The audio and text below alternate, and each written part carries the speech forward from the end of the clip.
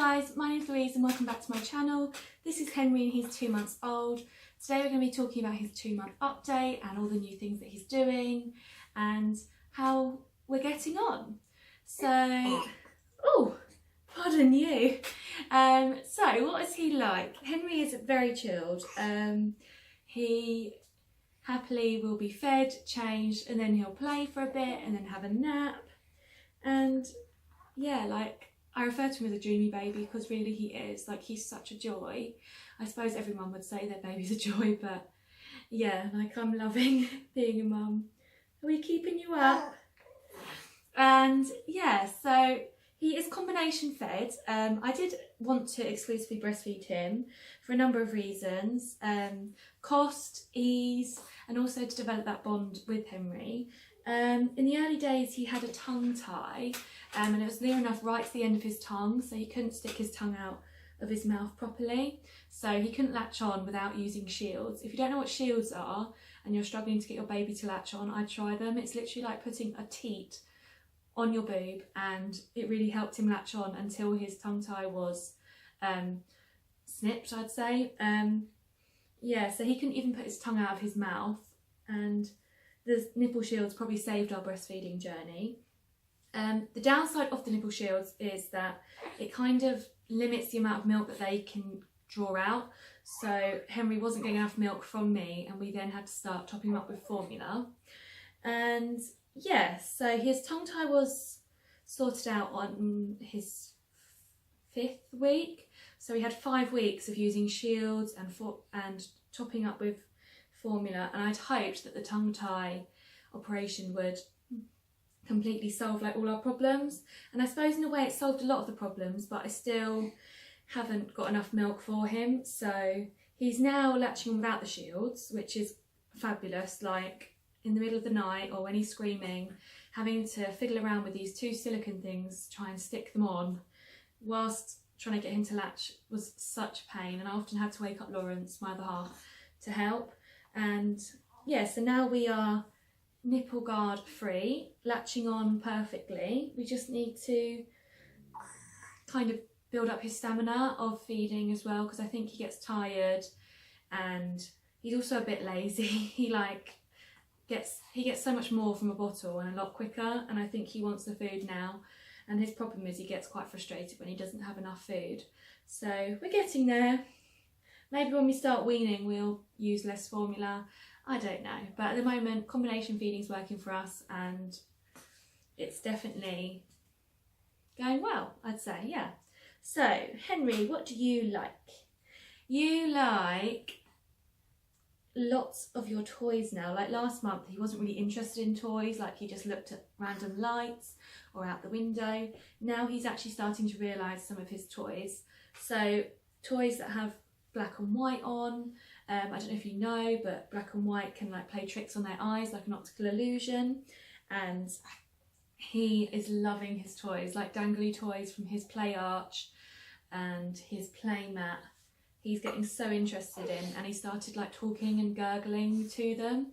He spent like 15 minutes the other day talking to a hot air balloon toy, which some would think's a bit bonkers, but it was super cute. And yeah, I just love being mum. So, and a lot of people have asked about like his bedtime routine, because he actually has a really good bedtime routine for him anyway, and for us as new parents. So he has his last feed around 10:30, 11 o'clock. So he feeds on me for about half an hour, and then what does he do? He then has 5 ounces roughly of formula milk to top him up, and that will tide him through about for 5.5 hours to 6 hours. So that's often 11 till 5 or 12 till 6. And then it's that time in the morning he'll wake up, have another feed, and he doesn't have a top up in the night. And so he'll have a feed and then he'll sleep for another 3 hours. So I've been getting up at like 8:30, 9 o'clock, so it's really good. Nice lie-in. I'm actually sleeping more now than when I was heavily pregnant, which, like, who knew that would happen? I didn't. So a few weeks ago, it feels like ages ago now, he had his 6-week check. So he's 10 weeks old today, and so it's 4 weeks ago he had his 10-week check, and he was 58 centimetres long. So I think he's grown since then, because he looks absolutely huge in all the photos I take of him. He is wearing 0 to 3 month sleep suits, but they're getting a bit tight on his toes, so I think he'll be in 3 to 6 soon. His sleep suits don't really seem to fit him like width-wise, like they're all really big because he's quite long and slim. So his vests are still 0 to 1 month, but they are all, I suppose, because he's a thin baby, it fits.